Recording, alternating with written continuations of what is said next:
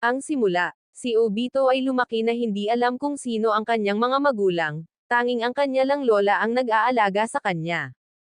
Daral siya sa akademya upang matulungan siyang makamit ang layuning iyon, kung saan nagkaroon siya ng karibal na si Kakashi Hatake, na kinatatakutan niya dahil sa likas na talento at popularidad nito. Naging matalik din siyang kaibigan ni Rin Noara, na kalaunan ay nagustuhan niya. Pagkatapos ng ilang taon, sina Obito, Rin, at Kakashi ay inilagay sa isang team sa ilalim ng pamumuno ni Minato Namikaze. Bilang isang huling pagsusulit, binigyan ni Minato ang team ng isang bell test upang subukan ang kanilang mga kasanayan sa pakikipagtulungan. Hindi ito nagawa ni Obito ng mag-isa, ngunit sa pamamagitan ng pagsasama-sama ng puwersa kina Rin at Kakashi, nagtagumpay sila sa pagkuha ng mga kampana, na tinuturuan si Obito ng kahalagahan ng teamwork. Kalaunan ay nakilahok ang team sa Chunin exams, kung saan natalo si Obito sa ikatlong round sa isang one-on-one match laban kay Might Guy. Si Kakashi ay tatalo kay Guy sa isang kasunod na laban, na nagtataguyod sa kanya bilang maging Chunin at humanga si Rin. Dahil sa pagnanais na makuha ang atensyon ni Rin, nagsanay si Obito ng walang humpay, at kalaunan ay umakyat sa ranggo ng Chunin. Ang nakinikilala ni Rin at nagdulot ng sama ng loob kay Obito. Sa panahon ng ikatlong Shinobi World War, si Kakashi ay inilagay sa pamumuno ng team para sa isang misyon upang sirain ang Kanabi Bridge, na makakahadlang sa Iwagakure mula sa paggamit ng Kusagakure bilang isang tulong. Bago simulan ang misyon, sina Minato at Rin ay nagbigay ng mga regalo kay Kakashi upang ipagdiwang ang kanyang pagiging Jonin, ngunit masamang relasyon.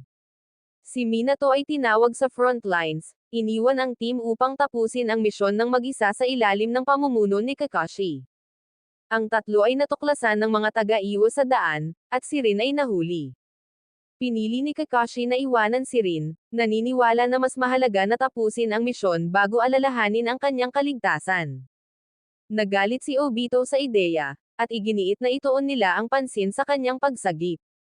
Nang tumanggi si Kakashi, umalis si Obito ng mag-isa, na binanggit na si Kakashi ay mas masahol pa sa basura dahil sa pag-abando na sa kanyang mga kaibigan.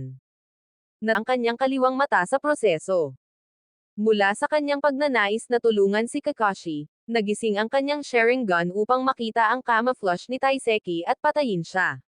Sina Obito at Kakashi ay nagpasok sa yungib at pinalaya si Rin mula sa kanyang mga pagkagapos. Ang kanilang kidnapper na si Kako, ay nagdulot ng pagguho ng yungib sa paligid nila. Habang tumatakbo ang team para sa exit, si Kakashi ay tinamaan sa kanyang bulag na bahagi at bumagsak. Nang mapansin ni Obito na si Kakashi ay tatamaan ng isang malaking bumabagsak na bato, tinulungan siya ni Obito at siya ang natrap. Gamit ang kanang bahananggap ni Obito ang kanyang kapalaran at gumawa ng handog. Upang ibigay kay Kakashi ang kanyang kaliwang Sharingan, bilang paghingi ng tawad sa hindi pagbibigay sa kanya ng regalo kanina.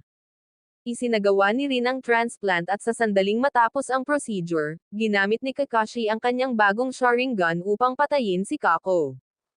Ang mga reinforcement ng Iwa ay mabilis na nagsimulang higpitan ang mga bato, pinipilit sina Kakashi at Rin na iwanan si Obito. Habang dumudulas ang mga bato sa paligid niya, naisip ni Obito na sa wakas ay nagkasundo na sila ni Kakashi at hindi niya masabi kay Rin na mahal niya ito. Sina Kakashi at Rin ay nailigtas ni Minato, at nang bumalik sila sa Konoha, ang pangalan ni Obito ay nakaukit na sa Memorial Stone ng Nayon. Salamat sa panonood, magpatuloy sa kasunod na bahagi.